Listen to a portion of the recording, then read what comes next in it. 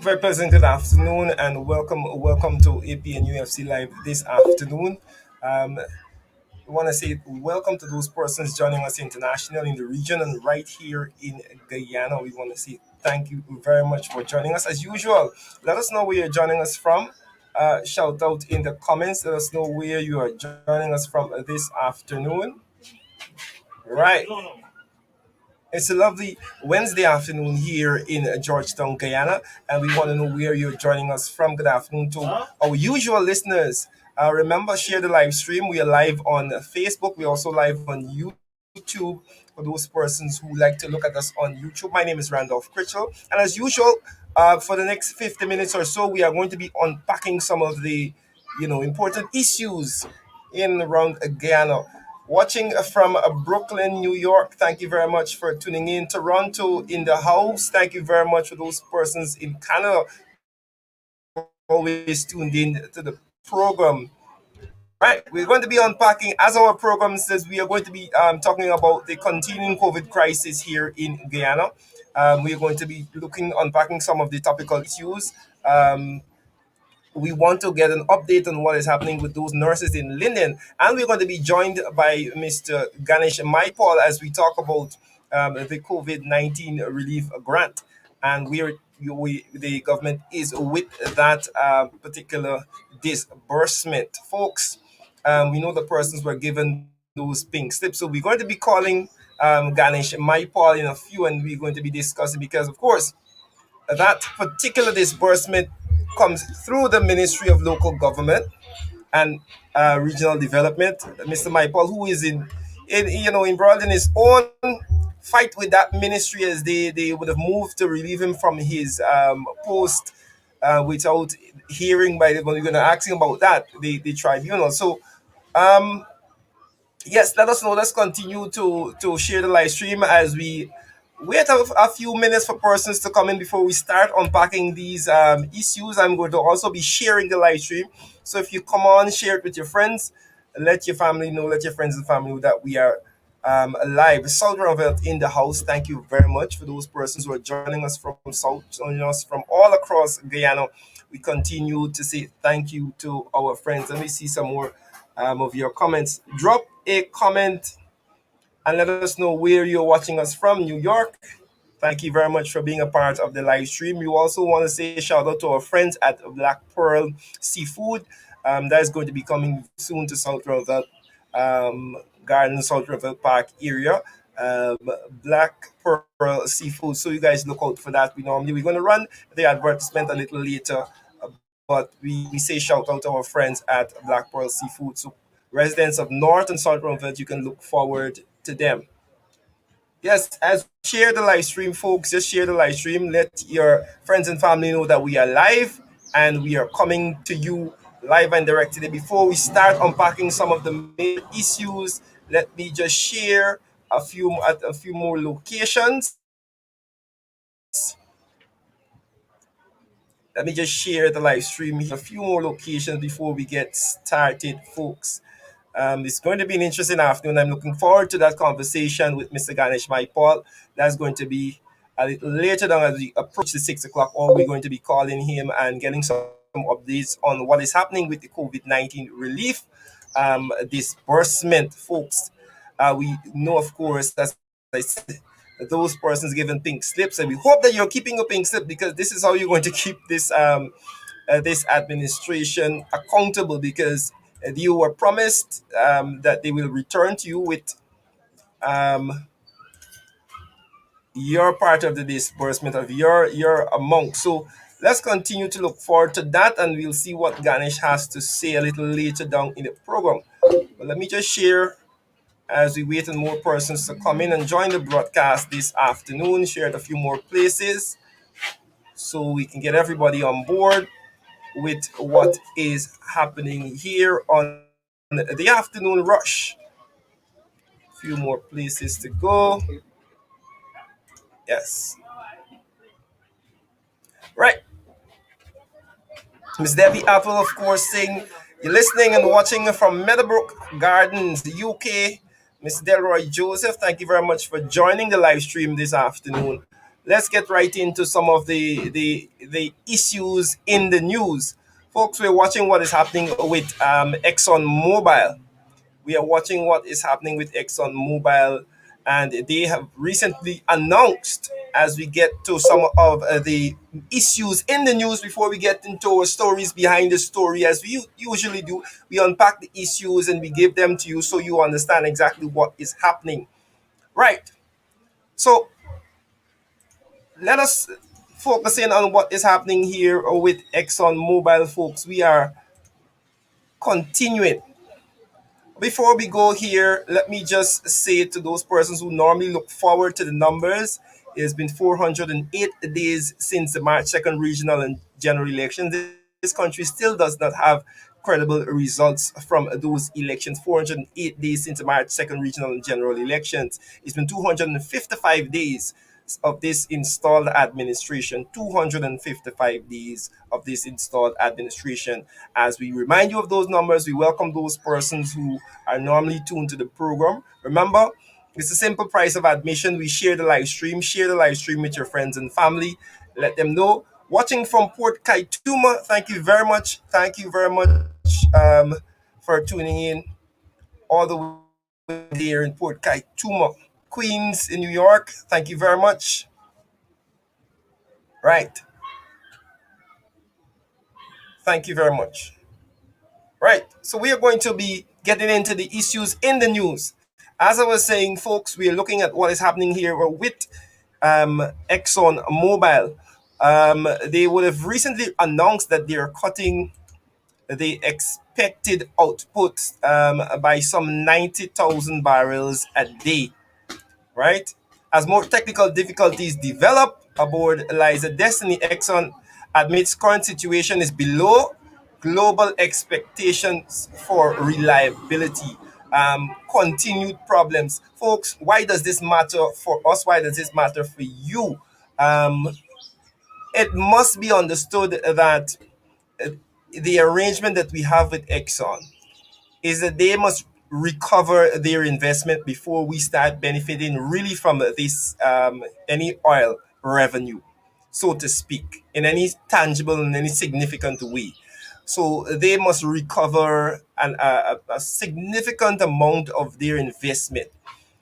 This latest hiccup just signals a slowing down of that process of recovery of their funds before we can start really benefiting from these oil monies. ExxonMobil Guyana has reported that the Liza Destiny FPSO has encountered additional problems with discharge silencer, just as the company was hoping to complete reinstallation to its flash gas compressor, which became faulty in January, leading to um, above level flaring. Right, we have discussed in detail on this show the issues surrounding and concerning flaring, right? So they had an issue in January where they had to do extra amount of flaring because of the flash gas compressor being damaged. Now that they reinstalled that, they have now encountered another difficulty, which we'll see, right? With this new challenge, the company has reduced production sharply from 120 barrels per day, from 120 barrels per day to that of 120,000, sorry, 120,000 barrels a day to 30,000 barrels per day, right? Flaring is ongoing, right, at about 4 to 5 billion feet a day. 4 to 5 million cubic feet a day of flaring is happening out there. And there's no timeline yet as to when this situation will be rectified, this new situation. Folks, we must be concerned about this. Any slowing up of the process of first recovering their investment is a problem for our country, right? It is a problem for our country because then that actual the place where we need to get to, we can actually start seeing some real significant benefits, money, so to speak, coming in from these these offshore oil rigs, then that too is slowed up. So we have to be continually watching this. That's a significant cut from 120,000 barrels per day from aboard Liza Destiny to $30,000, which is a significant reduction. There is no word yet from the Ministry of Natural Resources as to this, but of course, the information coming from the Exxon Mobil is that this is a problem that they're trying to rectify. Of course, they didn't give any timeline, right? So, as we continue to watch what is happening there.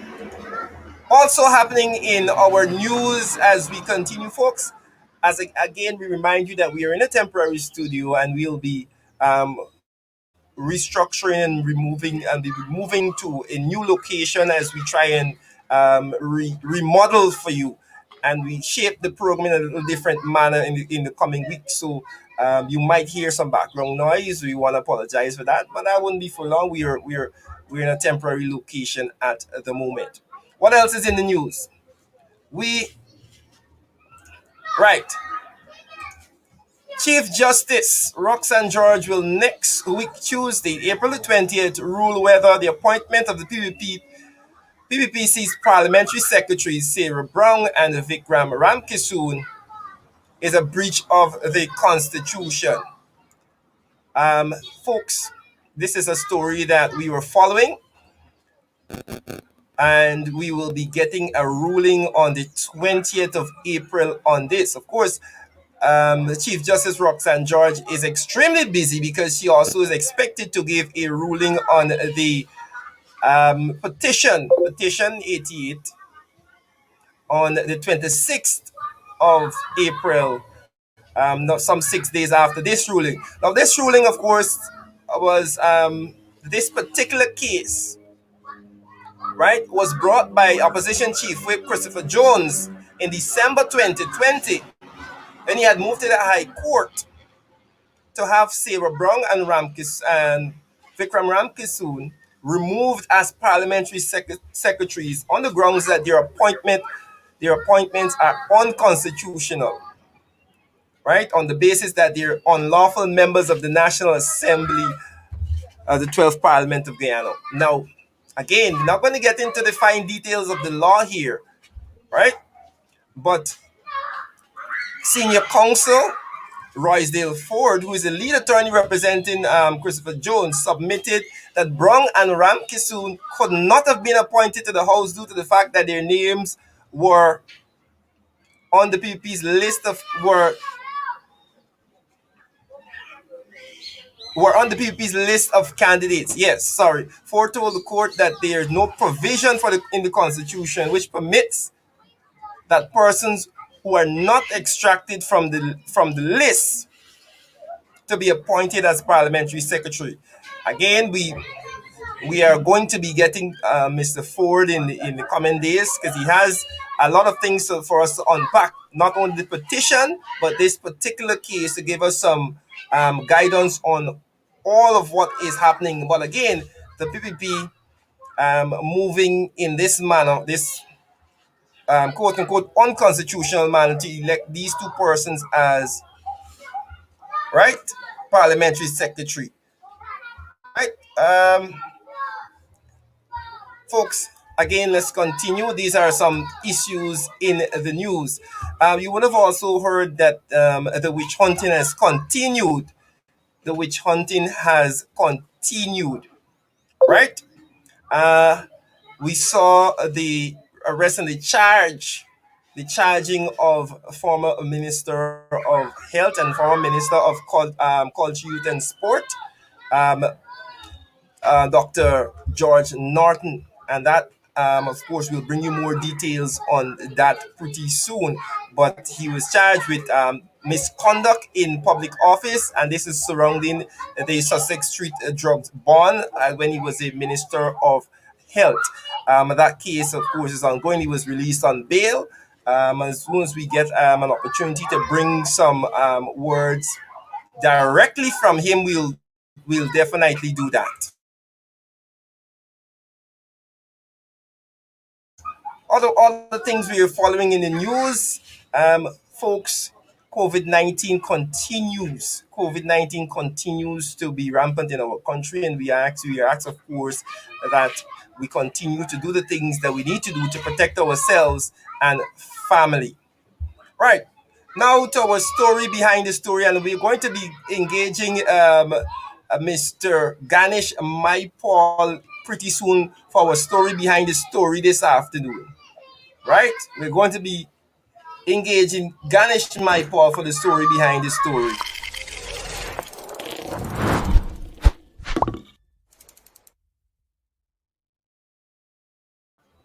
Right. So, what is the story behind this story, folks? We know very well that the COVID 19 cash disbursement was shambolic, right? We know all that have happened. We know the persons who have been skipped, but very importantly, persons were given pink slips. Persons were given pink slips, right? And they were promised that they will be returned to. I said to you very, very early that not to worry with those pink slips, not to bother with the pink slips because I didn't believe that there is any intention to come back to those persons. But we want to know what is happening. We want to know exactly what is happening with those pink slips and the persons who were given those pink slips, right? So let us know, right? Let us know what is happening. If you were given one of those pink slips, did they return to you? Did they say to you when they were going to return?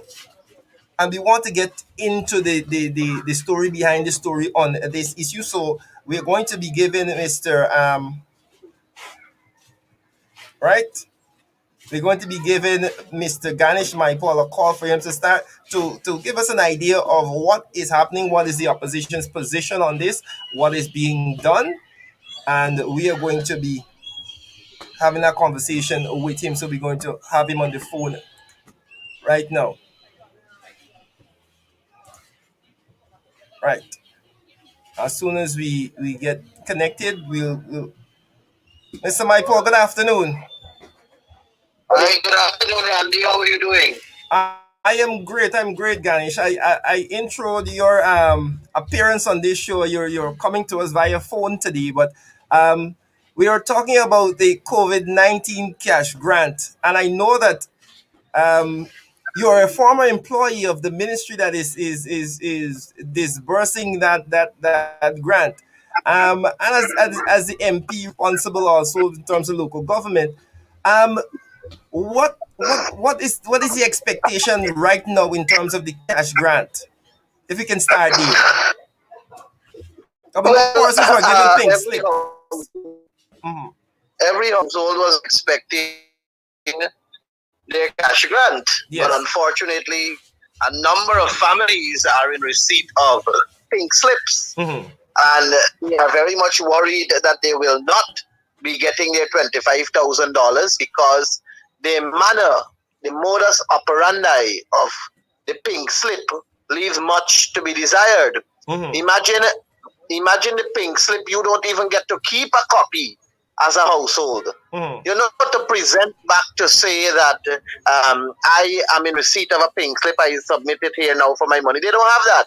The pink slip was given back to the persons who recorded the information. So there is a lot of skepticism. Hmm. There's a lot of worry. There's a lot of uneasiness with citizens across the country with this COVID 19 cash grant. It was done in a manner that is very much not one that is in keeping with transparency and accountability. Yeah. It was as though the government felt as though they had billions of dollars to just share out at their whims and fancies to their own people. Because we have numerous reports of villages that are known PPP support base where those person only have to come with their ID cards. So Hmm. sometimes you have 3 and 4 people from one household collecting $25,000. And when they go to areas that are known supporters of the coalition, They have to see the people's kitchen. They got to see their bedroom. They got to see their toilet. They got to see their living room. Everything they got to see. Yeah. So the distribution of the COVID-19 cash grant was done in a manner that it cannot be considered as humane. It cannot be considered as one that considered the ordinary Guyanese citizens. It was merely for me a thank you to all the people who would have voted for the PPP, and it was more or less a thank you to the friends and cronies and families of PPP supporters.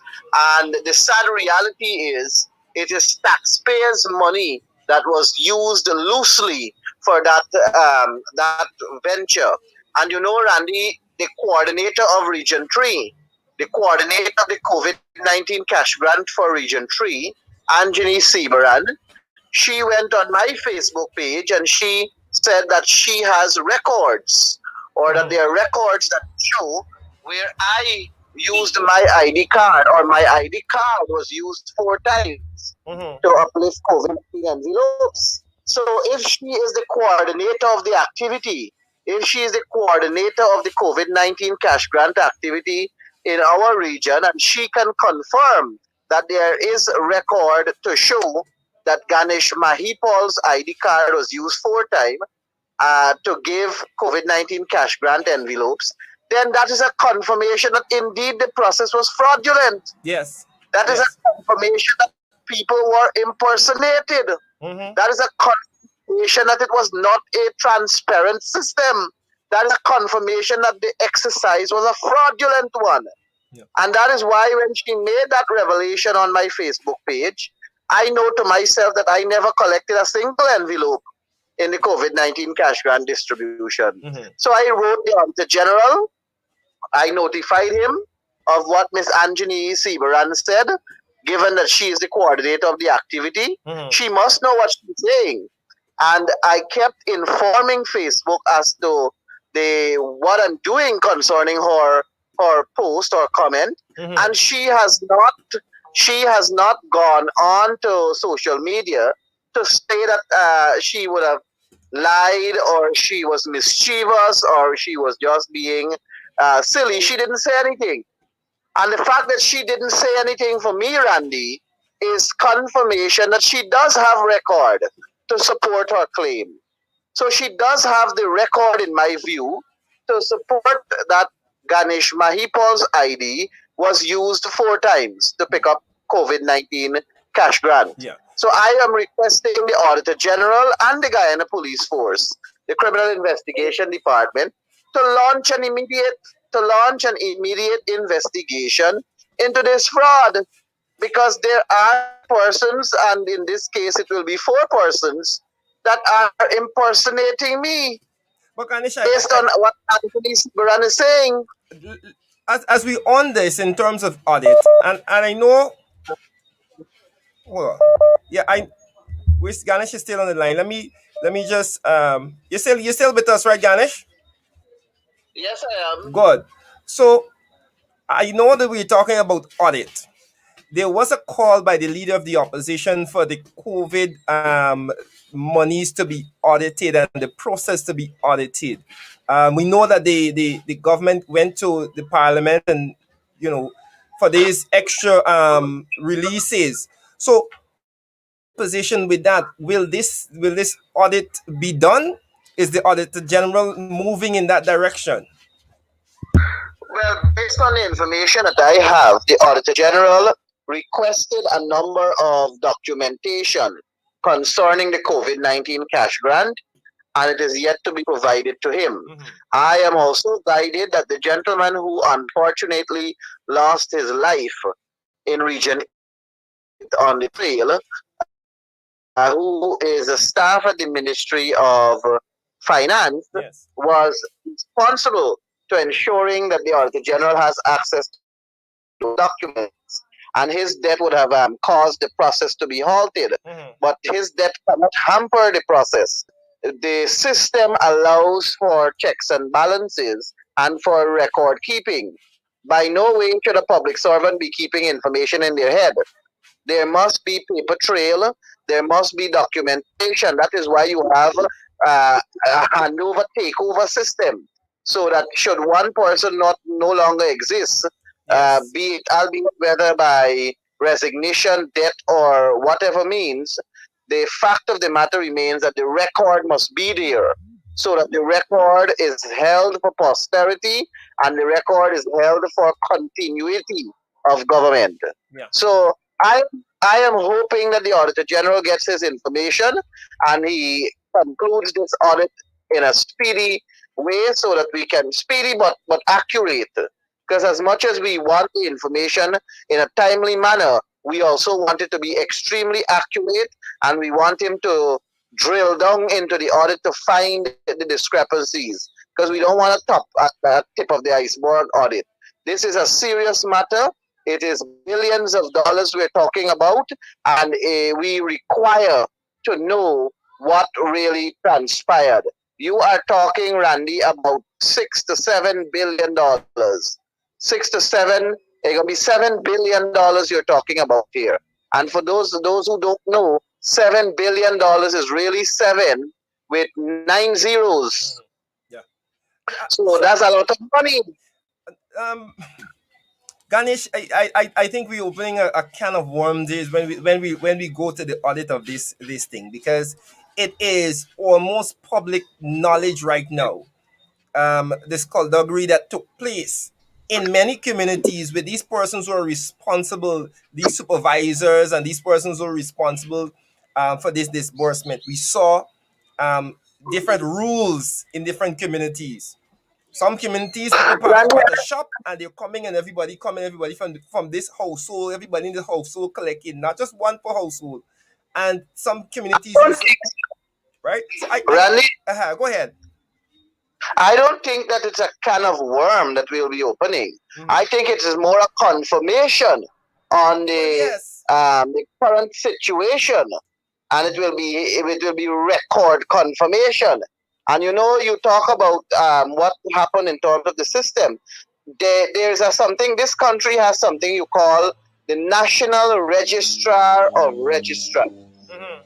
That is what do you call it? That is a database with every individual in this country that has an ID card. Yes. So once you can cross check the ID numbers on the paper with the National Registrar of Registrant, you can able to easily pick up fake ID cards. Hmm. Then you have the registry that deals with debt. The registry, what you call it, births, deaths, and marriages. That Hmm. that registry department there at GPO. Yes. That department deals with debt. You can easily confirm who died and when they died and their ID numbers also. So you will know if they were even impersonated and their ID card was used. Yeah. So it is an easy but tedious exercise. Easy in the sense that we already have the system to verify the veracity of the distribution. Hmm. The system is there, the institutional system. You have the GRO, the registrar office there, the general registrar office. You have the NRR, the National Registrar of Registrants, and then you have the actual distribution exercise, and you can able to link whether two or three or four family members are in one house and collected the COVID cash grant. So Exactly. the system, the institutional system is there, and that makes the work easy on the Auditor General. Hmm.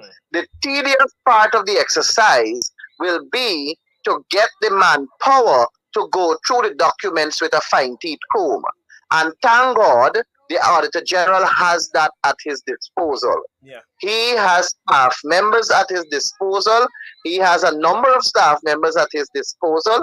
And I am certain that if he requires more help to ensure that this process happens, he can ask the Public Accounts Committee for that approval to give him some additional staff, whether it's temporary or otherwise. And I'm sure that we will give him that because we want answers to burning questions concerning billions of dollars of taxpayers' money. And I know that there are a lot of donations that came in for this COVID-19 too. Those monies are supposed to go to people who are actually in need of it. Um, Ganesh, I mean, we've sounded the alarm from the beginning when we discovered all of these things happening. And it seemed as though, as you said in the beginning, it was just like a slush fund for our supporters after the elections to go out there and make a little money in this distribution. But as we talk about that, we're hoping, of course, that those persons who are given pink slips, as you said, they receive their money, because this I mean, as we talking Guyanese parlance, it's a little frick. It's not a big nothing. It can last you what, a month, a half a month, the $25,000 to buy some groceries. And even that, the basic human thing to ensure that people who are suffering gets a little $25,000, the PVP seems to can't get right. Um Yeah, that's so true. And you know, Randy, I must tell your listeners mhm, that the coalition, and this should not go or it should not be swept under the carpet or be hidden. mhm, The coalition government, when COVID came about in March, mhm. were discussing to give every household $100,000 as their Yeah. COVID cash grant relief. Unfortunately, we did not have a budget in 2020 during that period, but the discussion started, and the modus operandi of distributing this 100,000 was being considered. And I want your viewers to know that we were putting the system in place for the distribution of the cash so that when the budget is approved, at that time I'm talking about, sure, when the budget would have been approved, then you would have just had to fit the system or activate the system. Mhm, And the system we had was every community development councils and mhm. NDCs. The CDCs and Those NDCs, are yes. on the ground. CDC and NDC. Take, for example, you have Wakenham. I always use Wakenham as an example because I love that island. Mhm, Now, Wakenham has an NDC with 16 councillors are people that are from the various communities. So the system we had in place was that those people will submit the households, and then the team will go on the ground to verify. So if one councillor says his community has 19 households, we know that his community is 19. But we are going to go on the ground with him and the 19 envelope or 19 to 20 envelopes, and we're going to verify the distribution. And should we miss a family or miss two families, we take note of it, and then we make the claim for them to get their monies. The whole system that the coalition had in place was to engage the local leaders, the leaders from the NDC and the leaders from the CDC, because they know their communities. yes. And in areas where you don't have CDC officers or NDC officers, you have to ask the community to give you the name of an individual that can represent their interests. Yes, definitely. And you use the locals. But what the PPP did was to use their own people, their friends, cronies, and call subsets, Yeah. as a form of paying them for the work they did in the elections, in the March 2nd, 2020 election. Yeah. So you would find, for example, in Perfect Harmony, everybody that distributed the money in Perfect Harmony were not living in Perfect Harmony or are not living in Perfect Harmony. Or if people who are distributing the money in Denhamstel, they are not from Denhamstel, Mhm. so they don't know the geography of the area. They do not know the households. They do not know where people live. They do not know the circumstances.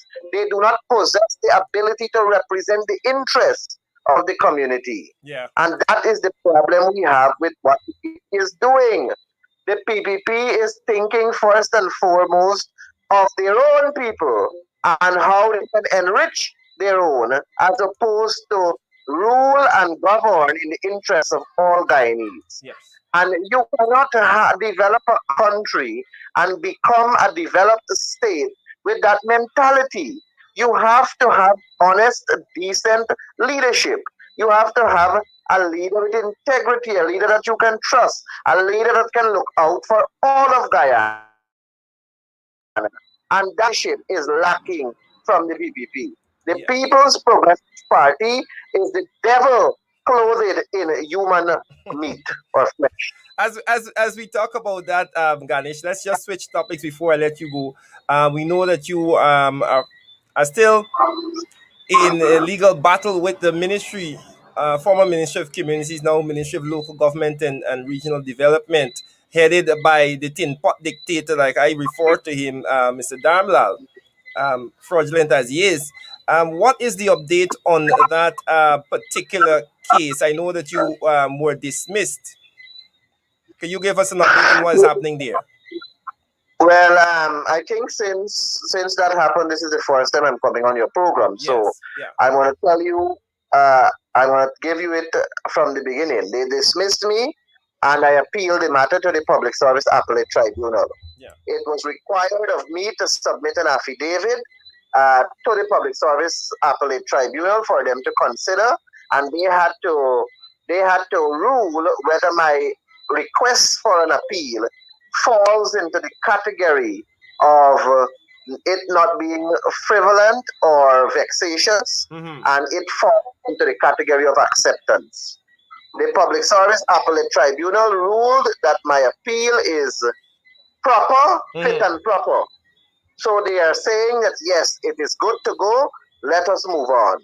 And what they did is to grant an order on the public that to be served on the Public Service Commission for them to respond as to why this appeal should not go through.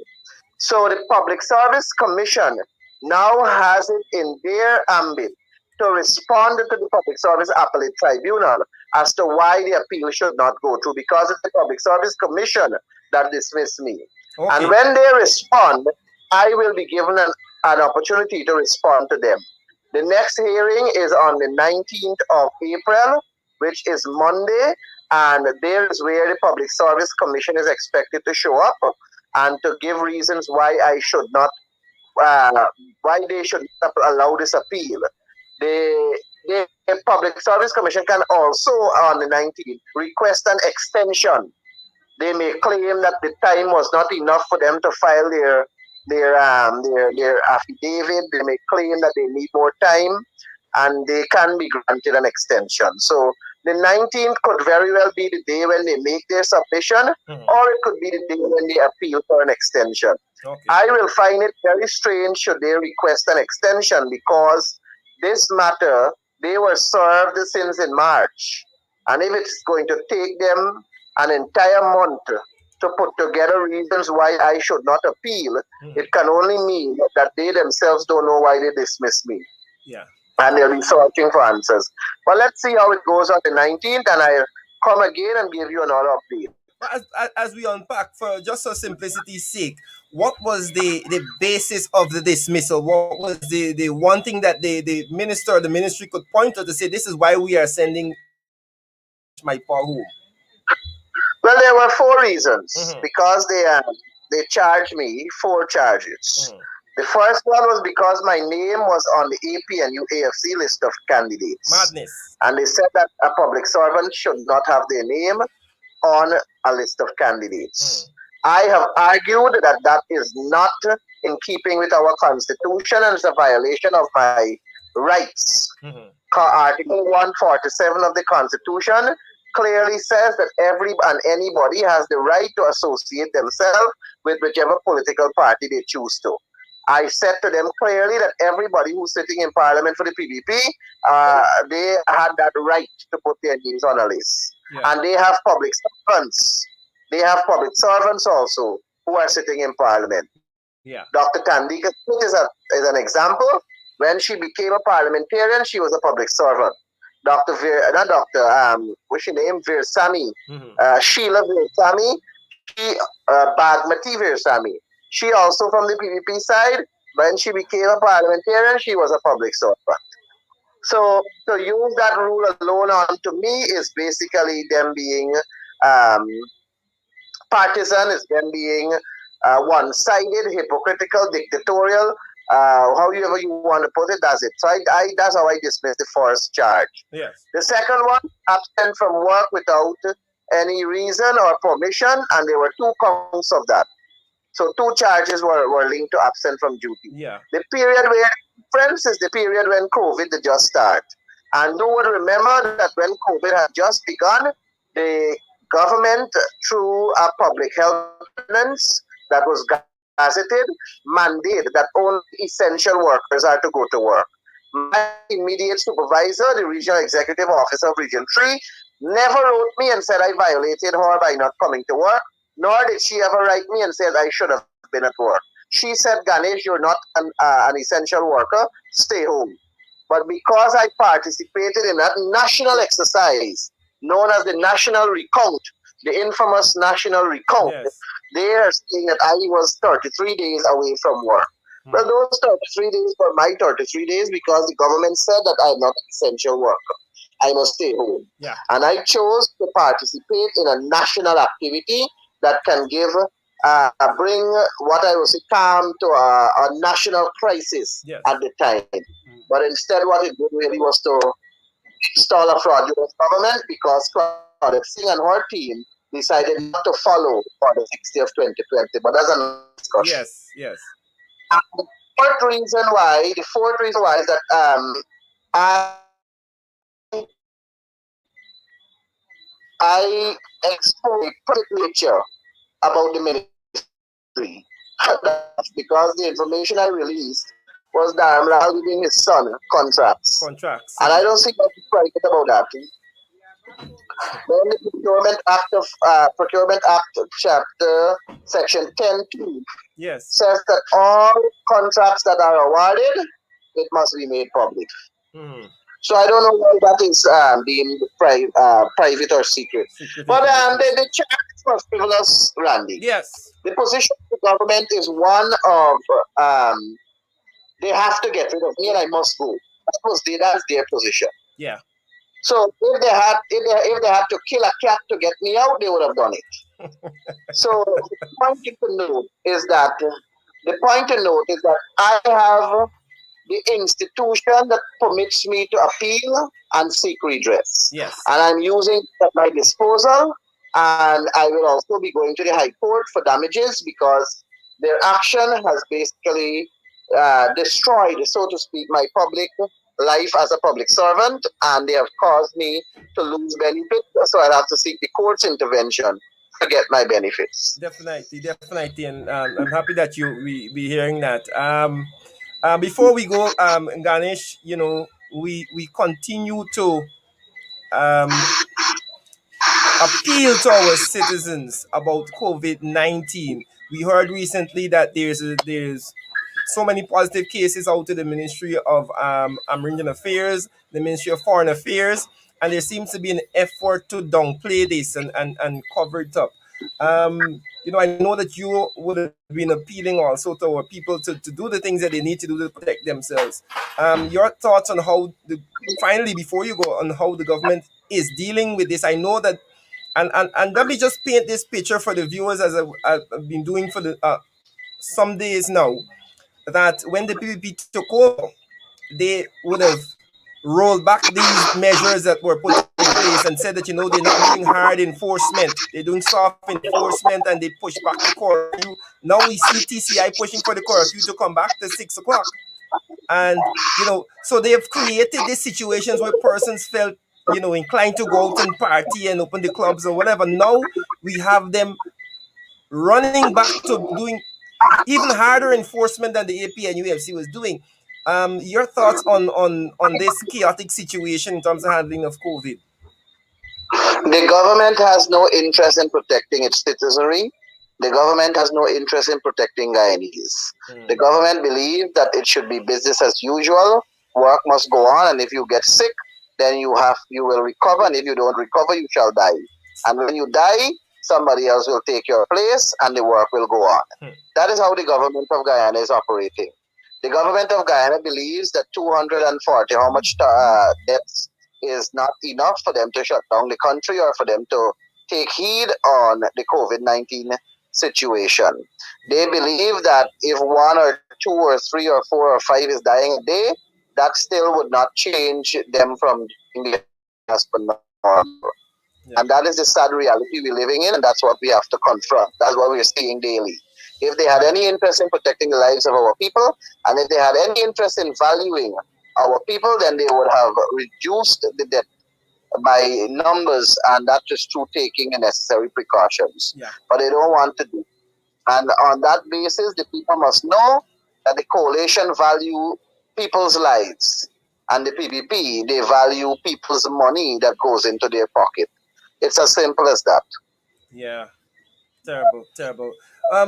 Ganesh, my Paul, thank you very much for coming through on the show. We had you by phone today. We know that you're hiding from the public. I don't know what happened to you. I know But that you're not everybody a hiding. I know contractor. that you're not hiding. I saw you last night in the ring. I know that you're very accessible, one of the most accessible persons. And so, thank you for sharing your thoughts this afternoon and bringing us some updates on the situation unfolding with you there, Ganesh Michael. Thank you very much. Thanks, Randy. Do have a pleasant rest of the day, and surely see you again sometime. Right. Thank you. Folks, we're talking there with MP Ganesh Mai Paul, who is shadowing the Ministry of um, Local Government and Regional Development there in Parliament. Of course, doing a very good job on bringing the information to us about all that is happening on his end. MP Ganesh Mai Paul there. Folks, we are going to be bringing the show to a close very soon. We have about a few minutes to go. But as usual, we like to take your comments. We like to know what you are thinking about. What is it that you are doing? What matters are concerning to you? Um, yeah, what matters are concerning to you? I just read a comment there. And I didn't even read it properly first. Somebody said that it is Exxon Mobil, like mobiles, and not mobile or mobile. Interesting. I didn't read the comment first, but it's pretty funny. Exxon Mobil, like you're giving us more bills. We know, of course, we're talking there about the situation with Exxon and that reduced output to 30,000 barrels a day. But folks, hit us up in the comment as we do the last few minutes of the show. We like to hear from you, like to hear what you're thinking, what matters are concerning to you, what do you think we need to address. This is your opportunity to be a part of the conversation here on The Rush. Of course, we're going to be joining Miss Coretta McDonald in a few minutes' time for Advancing the Cause, her show right here on the page. And then, of course, at 8 p.m., we'll be joining Sherry Duncan for In the Ring. And then at 9, we'll be sharing with you Mark Benchcup's Straight Up. So we have a full night of program lined up for you here on the 14th. Today's Wednesday. Lovely, lovely Wednesday we had today. But let us know. Hit us up in the comments right now. Listening from Cleveland, Ohio, like I do every single time I see one of these states or cities. Cleveland, eh, I normally associate you with the basketball team. And what can I say? Yeah, Cleveland, yeah, yeah. Sorry, people in Cleveland. But yes, let us know what is happening with you in the comments. Right. Joanne Hooper Becker says, enjoy everyone. Please continue to stay focused and pray for our country and our citizens. Be safe. Let us know what is most concerning to you. Hit us up in the comment before we go. We have about a few minutes before we hand over to Miss Coretta McDonald for her show Advancing the Cause Wednesday 6:30 to 7:30, and then at 8 we have shared. But folks, quickly let us up in the comment. We like to know what you're thinking, what is concerning you. Let me see if I can read some of your comments right now. This is what we like to do at the end of the program. We like to give everybody a chance to contribute. Contribute. Right? Let's take some of your comments here. Right. Somebody said, great job, Ganesh, Mike Paul. Those persons who are tuned on Facebook, thank you very much. Those persons who are also tuned on YouTube, we want to say thank you very much to you also. Right. So we're just giving persons an opportunity to say what's on their mind. What's on your mind this afternoon before we close the program? Let me see what time it is. We have 3 minutes more remaining on the program this afternoon. So, what is on your mind, folks? What is on your mind? Right? Right. Watching from Maryland, USA. Right.